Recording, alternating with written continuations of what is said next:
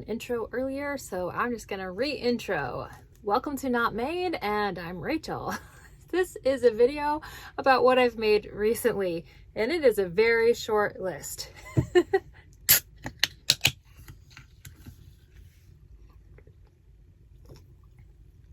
If you haven't tried this flavor of Waterloo, you need to try it.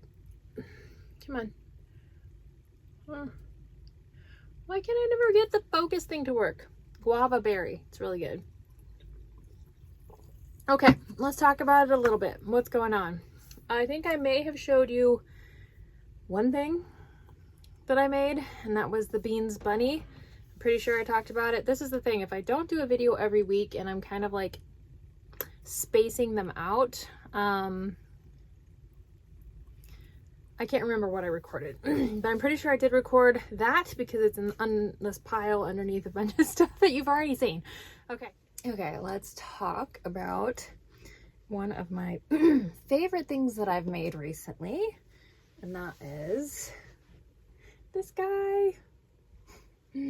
This is Beans Bunny by Made Company Limited, M-A-E Made.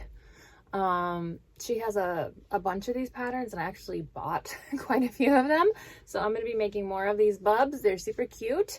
I think I am going to tack his ears down just a little on the bonnet, and I have not yet given him a tail. So let me talk about this pattern just a little bit, because there's a few things about it that I changed and that I don't love, so I will talk about that. So first off, the whole thing is made and the bonnet is separate, but this is a no-sew pattern. So we start with the arms, legs, body. We sew everything, or we crochet everything in up to the neck. Then the head is worked one piece in the skin color, and the bonnet is separate, but the ears are crocheted in. Then you can put the bonnet on. Now, I did email her on, she's got an email for questions or whatever about her patterns, because the head doesn't look amazing with just this hair right here without the bonnet. So I was like, are we supposed to tack the bonnet on? I don't know. It didn't say so in the pattern. I mean, obviously it's no sew. Her suggestion was, you know, no, the bonnet can be removable and you can make multiple different bonnets, like with different ears if you wanted to. So we could be, you know, we could have the bear ear bonnet or something else, and it could be interchangeable. And I was like, oh, that's kind of a fun idea. But then I was like, I don't want to have to make a bunch of random bonnets. So I just want him to be what I decided he was going to be, which was the bunny. So I did go back and I tacked on this bonnet all the way around and in the back. Now you might be noticing we've got a little bit of a problem here. This is my biggest beef with this pattern. It is all worked up in one, but the neck is extremely small for this head. Now, I used the exact same yarn that she did for the face, for the skin color. It was one of the Premier, I think it's Shell. I mean, I'm not saying that's the exact same color that she used, but she did use the Premier Basics. So that's what that is. The head seemed to work up quite large. Maybe I just overstuffed it. I don't really know. It seemed a lot bigger than what I was expecting it to be. I think it's proportional. It works really well for this guy. However, it is very wobbly because the neck narrows down to 5 stitches. So I believe I'm going to change that when I make my next one and see if I can adjust that so it's a little bit more sturdy. And I actually may go around and try to tack this back down, sew it down in a way where it's a little more sturdy, because it's just very top heavy with the bonnet and that big of a head. The hair is just worked in or surface crocheted, and then, you know, he's got a little nose. I need to get some blush so that I can kind of highlight his cheeks and his nose. But and then you can go back through and tack down the legs, because otherwise they just kind of are floppy to the side. but you know, we just give it a little bit of a tacking there, and then he's pretty sturdy overall. So this is Beans. It's super cute. Oh, one other thing that I changed is I did go back around the color change here because it just looked very jagged, and I did a little cuff on the, you can kind of see it. It didn't turn out super great. That's the other thing I will do the next time. I'm gonna leave some front loops open on that part so that I can go back and do that little cuff. I thought about doing it on the hands, but I didn't want to mess up the little thumb. I don't know if you can see, he's got a little thumb on his hand, which is super cute. So yeah, overall, this is a great pattern. She's got lots of, like I said, different ones. I'm going to be making them. She's got the feathered friends. This could be a plushie or a snuggler, depending on, you know, which part of the pattern you follow. So she's got instructions for both in there. So anyway, I think he's super adorable, and once I get the next situation worked out, it's gonna be great. And these I just tied in knots because I liked them kind of hanging down rather than in a bow, but obviously you can do what you want to with that. So lots of options there for extra cuteness. But anyway, I was super proud of him, and I wanted to talk about it. So yes, this will definitely be a repeat pattern for me. In fact, I already have plans for making my next one, so stay tuned for that. Okay, so we'll talk about the other things that I've done, but before that, I have to show you something. Ooh, he got scary in here. Scary looking. All right.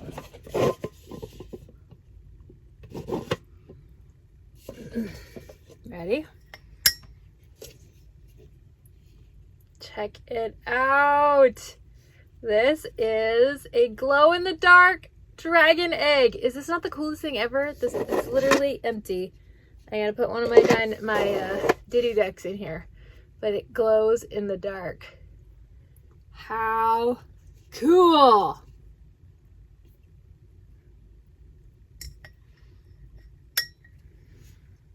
Okay, I'm gonna turn on the big light so you can actually see it. Okay, now I feel like I'm blind because the light was in my eyeballs.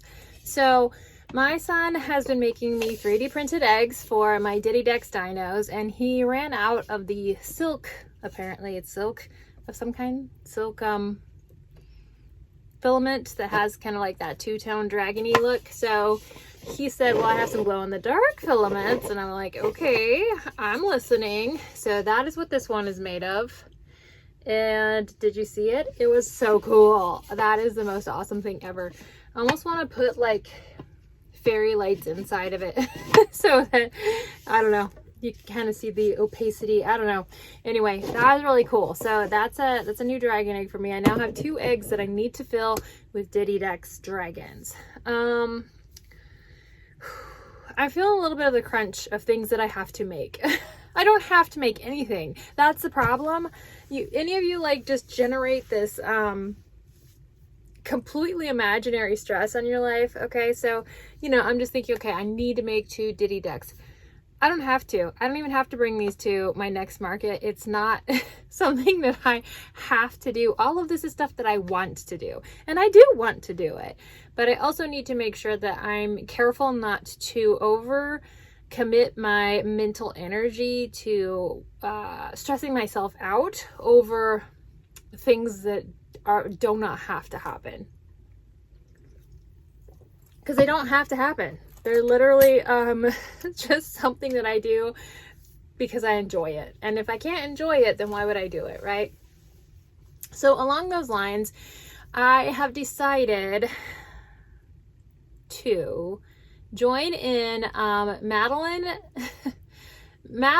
Made Co. has she just tossed out there the other day, you know, what if we did a challenge, this bun challenge. She has this, I almost called it a recipe, oh my goodness.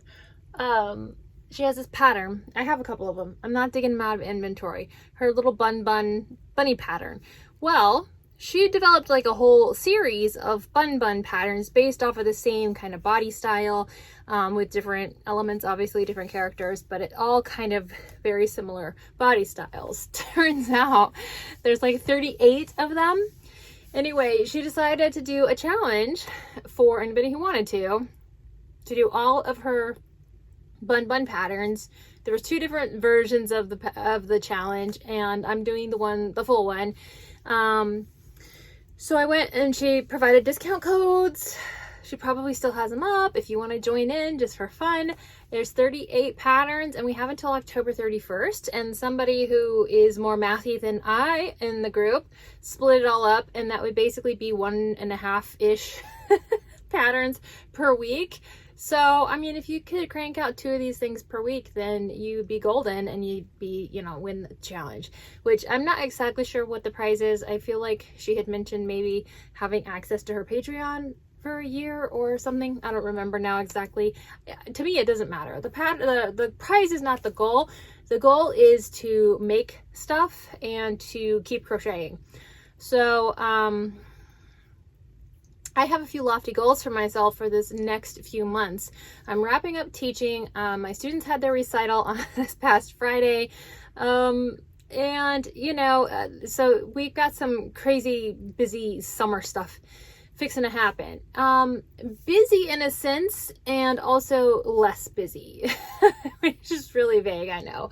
But we are going to be managing our Airbnb. So we will be in some different locations, doing different things here, there, everywhere. Our kids are going all over the place. There's summer camps, this, that, and the other. So it is busy, but it's a different type of busy. My main thing is I want to be strategic about planning what yarns to drag along with me on all of these kind of things, because, you know, this is comfortable to me. I enjoy being in here surrounded. I know it looks like chaos, and it is. If you could see this side, it's even more chaos, but it is comfortable chaos for me. And the idea of not having the yarn that I need for a project that comes into my mind or whatever, I don't want that. I want to be able to do my craft while I'm doing other summer activities. So I want to be a little bit more strategic about, you know, planning for those things. And I think that being part of this challenge will definitely help with that. So anyway, Madeline gave us discount codes for her patterns. I got the big bundle pattern. It was like, I don't even know, 200 and some odd pages, 38 different patterns, different characters. So yeah, and I actually already had a few of them, but I was like, you know what, I'm just gonna buy the big bundle. I don't want to try to have to piecemeal all of this and get different discount codes for this, that, or the other. It was like all in one place, and her patterns are so affordable. I don't think I've paid more than a couple of bucks for one of her patterns. Maybe even never even topping $2. Her patterns are always super cheap. And I think for this bundle, it was like barely over $1 a pattern when you broke it all down and had the discount code. So it's definitely worth it for 38 patterns. And at the end, I'll have 38 plushies to bring with me to my next markets. So I have signed up for the Saturday after Thanksgiving market. I did get into that. It's at the farm, the same place that last market was, and based on historically, I suppose that is a very busy market weekend. You know, it's Black Friday weekend, so we will see what happens, but I just figured, you know what, I'm gonna do it. I'm just gonna go with it. They sent it out. I'm just gonna jump on the opportunity, and if it pans out, that's great. I would like to have a market in October, because that's you know, that's the end of November, and that's the only other market I have on the books for right now. So we'll see what happens. But in the meantime, I just want to make up as much stuff as possible. And so I think that this challenge is going to help. So let's talk about what I did make this week. So we will start by saying, you know, that mandrake that I started in that one video, I don't know, maybe you saw it, maybe you didn't. I have not touched that mandrake since I showed it to you. It's still sitting over here. I kind of have an aversion to it now. I don't know why. The pattern was, I don't know. It wasn't working well I wasn't loving it. Okay, so now I feel obligated to finish it because it's just sitting over here in parts, and I've got most of it done, but I haven't allowed that obligation to actually spur me into action yet. So here we are. So I haven't finished that, but one thing that I did make this week was this little guy, because I am thinking about, you know, upcoming market. So it is a snuggler. This is by BK Crochet. Right? Yes. Okay. Sorry. I'm like looking at the name on the file. BK Crochet. And it's called the Itty Baby Mean One, maybe? Something like that. Anyway, I fell in love with this little pattern. I like the way that it looks. I think that the face is super adorable. I like making them with the cute face, not necessarily the mean face. And so this one obviously has safety eyes. I'm gonna make at least one more that has embroidered eyes. That way, if somebody did actually want it for a baby, it would be safer. So a couple things about the pattern. These legs are slightly stuffed, and I don't love that because they're open into the body, which is the snuggler part.